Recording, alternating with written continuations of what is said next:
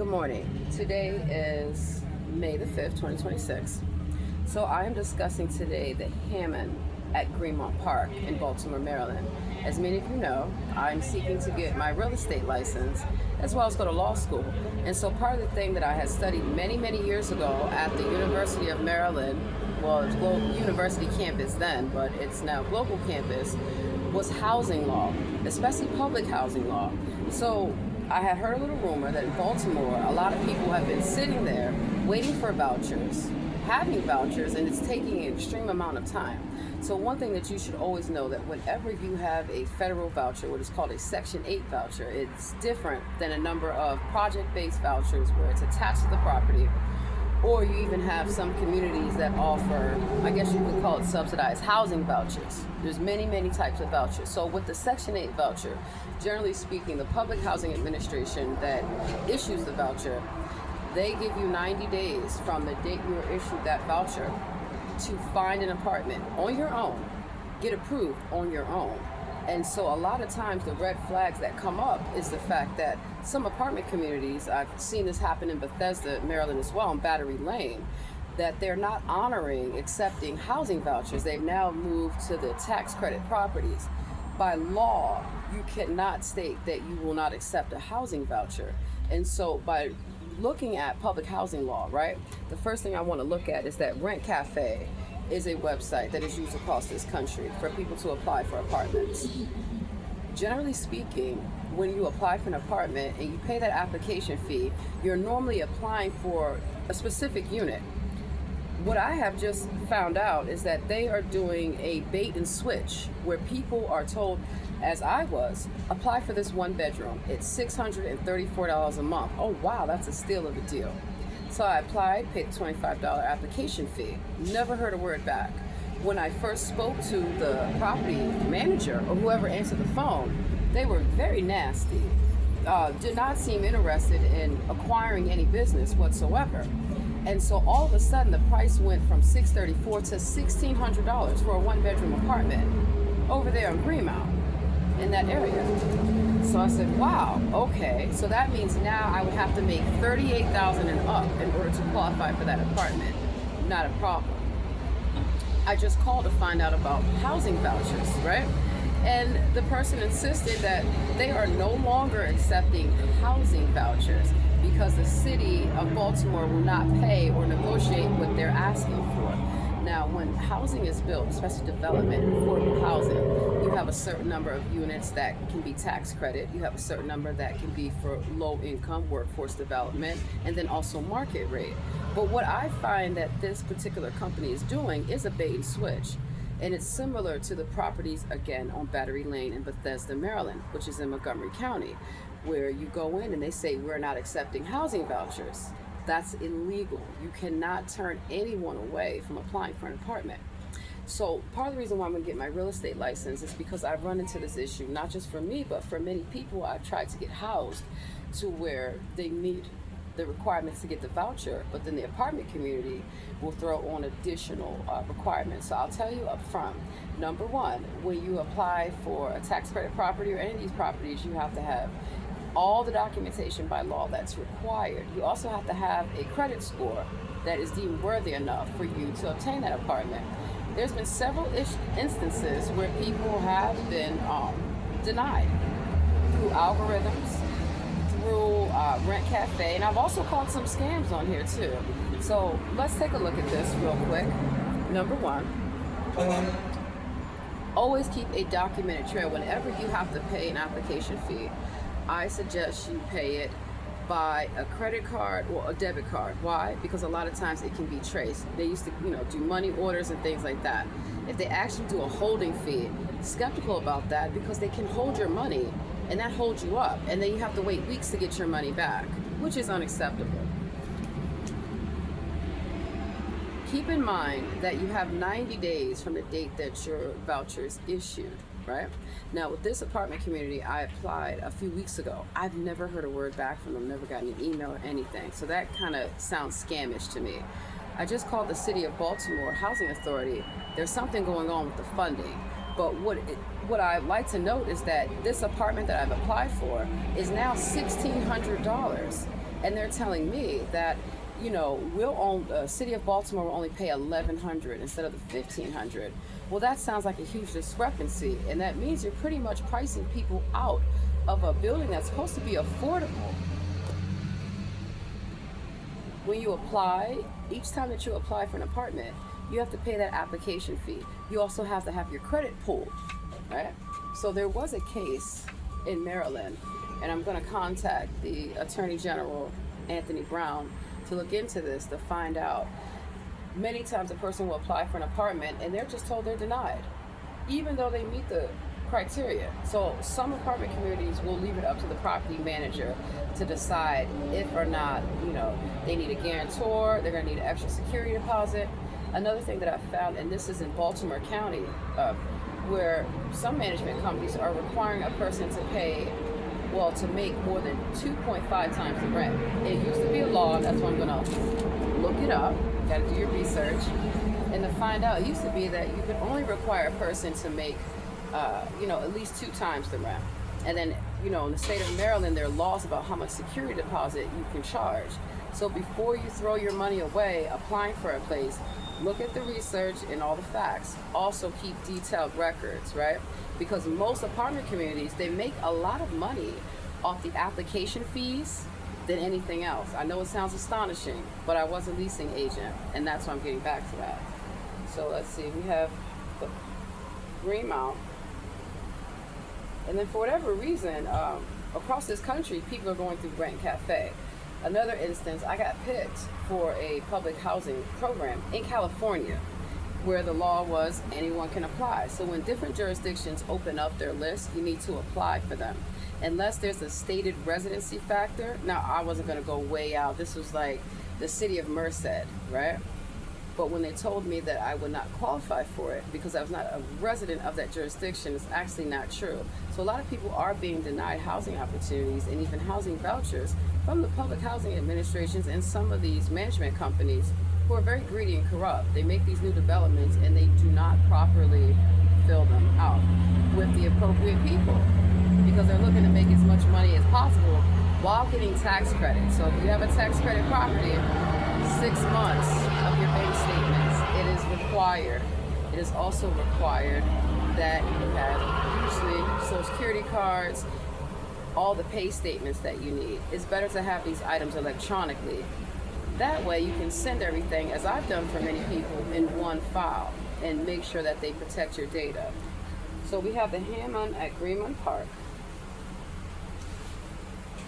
Let's see. So I'll first show you the advertisement. And it was, we are now accepting applications. 1, 2, 3 bedroom apartments in Baltimore, Maryland. Vibrant Johnston Square. So it's also important to know the different areas that you want to move to, what's around, if it's going to be beneficial for you or not. Pull back up this email. And so having a detailed paper trail is really important, especially when it comes to real estate and real estate law. Because, you got to follow the law. And sometimes, what we find is people don't. And then that affects people's livelihood. If you're paying a security deposit or a holding fee of $100, $300, and you have to wait for that money to come back, that could hold you up significantly. So let me go back here. Yep. And here is the advertisement. So it says community amenities, rooftop deck, community area Wi-Fi, the libraries on site, fitness center, game room, package delivery, private work from home spaces. Oh, this sounds like a dream come true. Resident services, ceramic tile bathroom, dishwasher. Oh wow, washer and dryer. Here we are. So first, let me show you the email. It's the Hammond.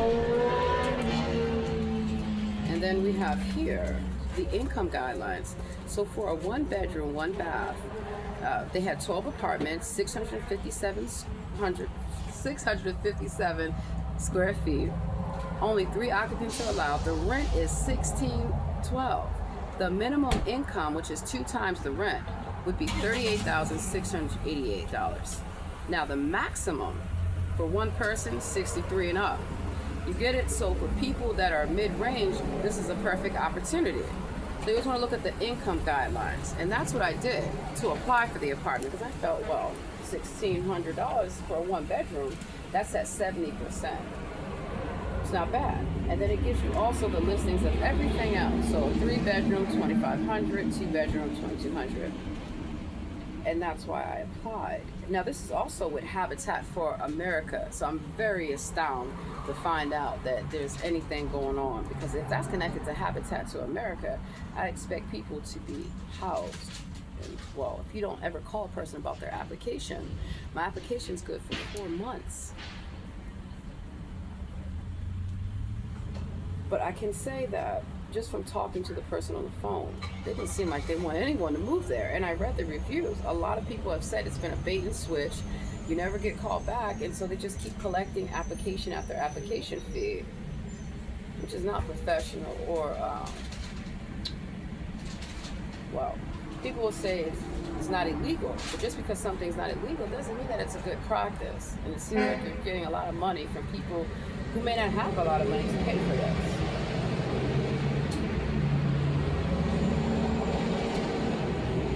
So this was on April the 21st, 2026 that I applied.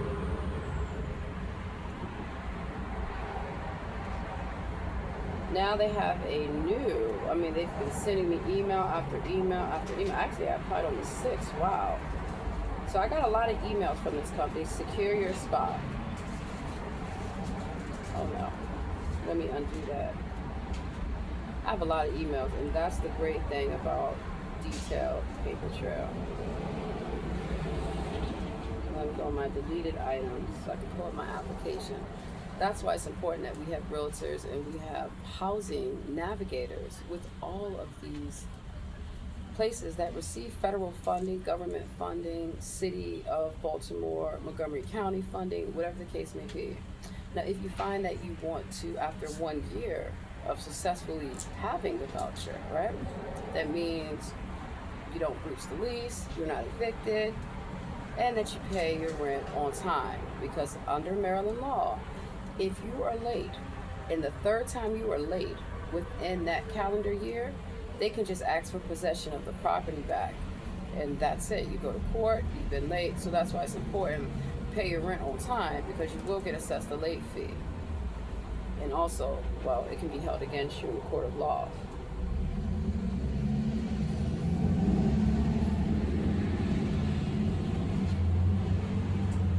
So here we are, rental application. It says, Dear Amanda, thank you for submitting your application to the Hammond at Greenman Park. We're excited that you're interested in joining our community. This email confirms that we've received your online application fees payment. Please save this email for your personal record. So this was on April the 7th, and I only paid $25, Oh, I did pay a service fee of 74 cents. So application fees are non-refundable, even if the application is denied, except to the extent otherwise required by applicable law. Because I pretty much asked for my application fee back. And if they are not following the law and doing a bait and switch, I have every right to get that $25 back. So here we go. And this is manager619 at habitatamerica.com. So that's who I expect to speak with, and I expect them to be uber professional and want to house people, not be so negative. And pretty much he tried to talk me out of the apartment. Wow. Okay. Detailed records matter. And that's why I'm getting ready to go to law school. Finally, in the fall, I've already decided.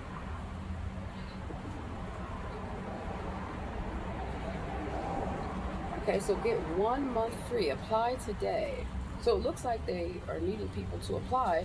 There are so many people who need an apartment, myself included. Get 1 month free. Offer valid on selected apartment for new residents only. Must sign a 12-month lease by May 31st, 2026. Concession is applies to 50% rent credit off your third month and the 9th month of the lease term. Additional restrictions may apply. Oh, okay, okay, so here we go. Now remember I said bait and switch? Now the price has dropped. I just showed y'all the email where the price was $1,600. Now for a same 1 bedroom, They're now asking for $15.95, and of course the minimum income is $38,280.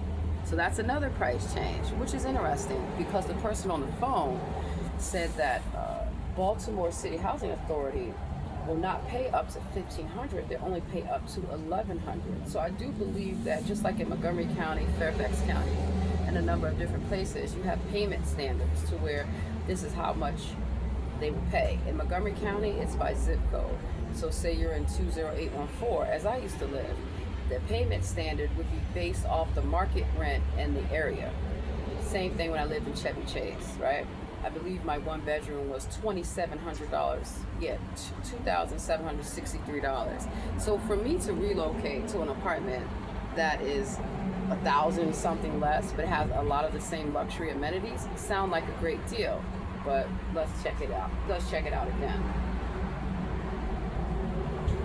Now, when I spoke to them, they made no mention of this promotion, and I think that it would behoove them to know all these promotions and how to best meet the needs of anyone that's applying.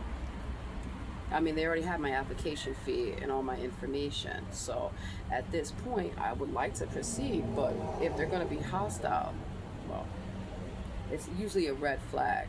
So I'm going to have to do some research at the law library on Habitat for America, tax credit properties, and public housing authorities, because there's got to be a reason why the city of Baltimore will not pay over $1,100. And they said they had a few people there on vouchers, but they're turning people away, and even the tax credit properties, and they're changing the price. If it's Habitat for America or anything like that that's associated with them, I would like you guys to review this video and respond.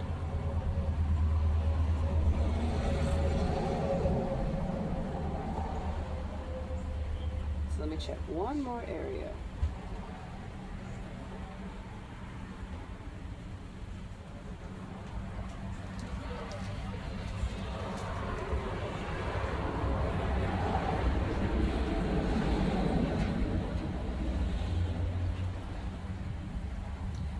Now, when I called the city of Baltimore Housing Authority, they said something's going on with funding, but that certainly can't be the case to where if your funding is federal, right, there shouldn't be any issue. But we do know with federal funding, there's been a number of issues, and people have stated that they've been losing their homes. And I wonder if the Trump administration has something to do with that.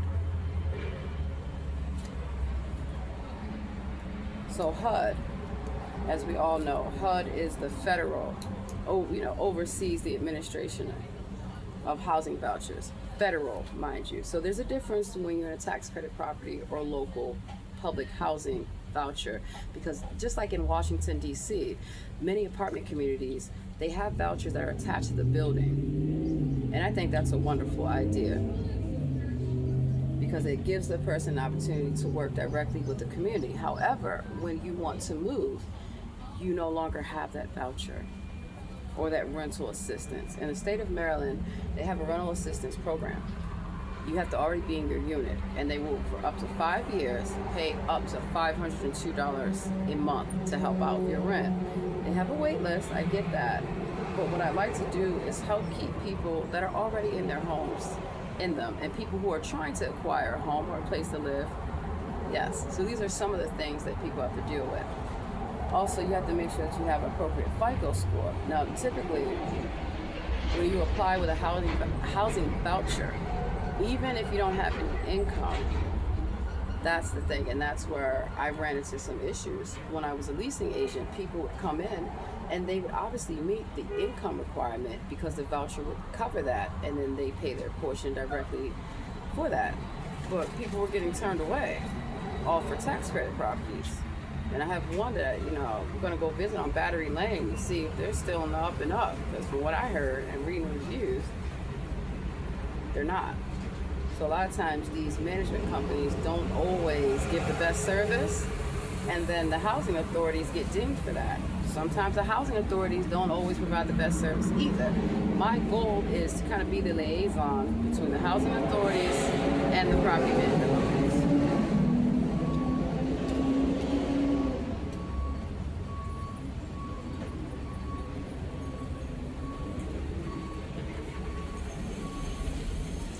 Now, there used to be a program in Washington, D.C. called HPRP, Homelessness Prevention and Rapid Rehousing, where they would help pay up to 18 months, kind of subsidized.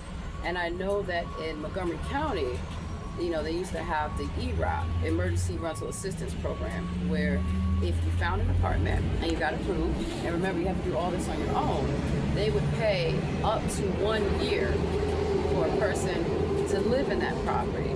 However, when that 1 year is up, that's it. Right now they have a diversion program where they're telling people they can pay up to 3 months. The key thing is you have to be able to do the groundwork yourself and keep detailed records. So before you apply for apartments, or even if you want to apply for a condominium, I'll tell you a quick story. So I applied for a condominium near Friendship Heights. It's actually on the Maryland side. Went through the rigmarole, RTA, whole nine.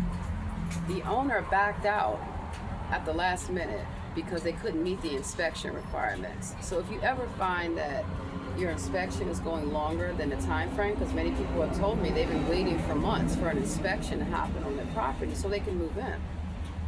By law, they have a certain amount of time. So I know in Montgomery County, they have 10 days from the date that your apartment is approved and you're approved to move in. They have 10 days to inspect that property. If there's any issues, then they can request additional time. But keep in mind, you have a 90-day clock. If you need to request additional time, you are allowed to do that. You have to do it in writing. So a lot of times people do lose their vouchers because they have not found a suitable place to live within the 90 days. And they're not told this information. So sometimes what we go through in our personal, professional life can help another person not have to go through that, or advise them if they've already been through that.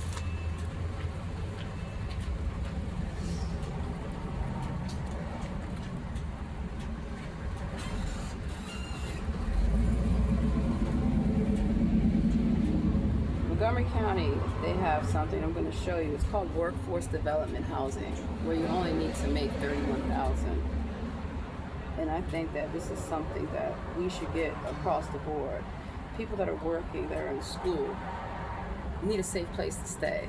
Also need a place that is going to be conducive to getting them where they need to be in life. College students, interns, a number of things. And so for many years while I was in school, I stayed at Airbnbs and hostels until I found a place that I wanted to move to. Well, one of the things that I've noticed that many hostels, they're not regulated. They don't follow the law. And well, in Baltimore, I think they're non-existent now. High Hostel used to be real big in Baltimore. I never stayed there. Living in Baltimore, you can't stay. And then, well, some of the hostels in DC, this needs to be looked at. I've stayed in many hostels everywhere. And the thing is, you have to follow the law. If you're gonna make it so people that are local can stay, great. I actually think they need to develop more kind of not hostel, but community-based living, where people, if they want to share a room, great. If they want to share a dorm, fine. You have many amenities, but it needs to be regulated. That's the thing right there, because say you pay for a whole month stay, and then all of a sudden they decide, well, we don't want you to stay here. I'll give you one last example, and then I got to get back to work. So I had booked a hostel many years ago in Washington, D.C., and when I got there, all it was some little bunk beds crammed into an old hotel room. And they kept my ID. I had to go back and get it. They kept it in the copier. Then another time, I paid through hotels.com. And when I got there, the guy said, I don't have to let you stay here. Well, you've already accepted my money. So either refund my money or I'm going to have my stay, yes or no. Imagine if you were from another city, another town, even another country, how detrimental that can be, because then you have to go through the third-party company to get your money back. So I want to know, why do we have so many people across the state of Maryland, across the country, that are forced to live in hotels, to live in Airbnbs or short-term on a long-term basis because they can't get into an apartment, or they cannot get what they need from the powers that be.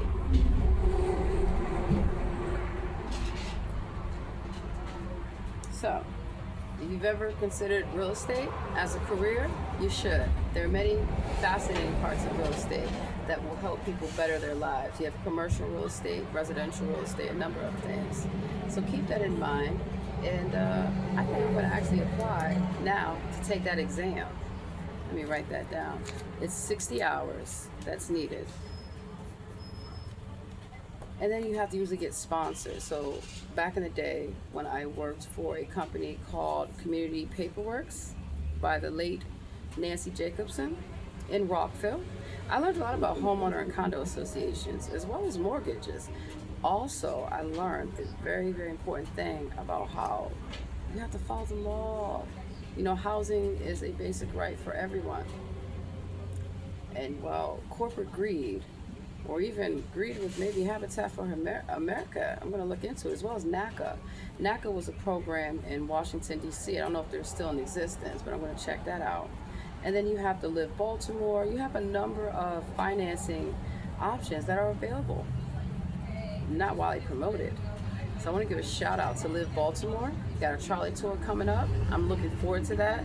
I'm also looking forward to help advising people how to secure the $5,000 down payment up to almost $20,000 in down payment assistance. Now, Montgomery County has a moderately priced dwelling unit program. I would highly recommend that y'all look into that. Having good credit means you have good options. So for the Hammond and Greenmount, I'm going to bypass you. There are way too many red flags for me to get involved with you. And you all have a very blessed day. Do your due diligence and do your research before you sign a lease. You know, it's a legal contract and it's often binding in the court of law if it's valid.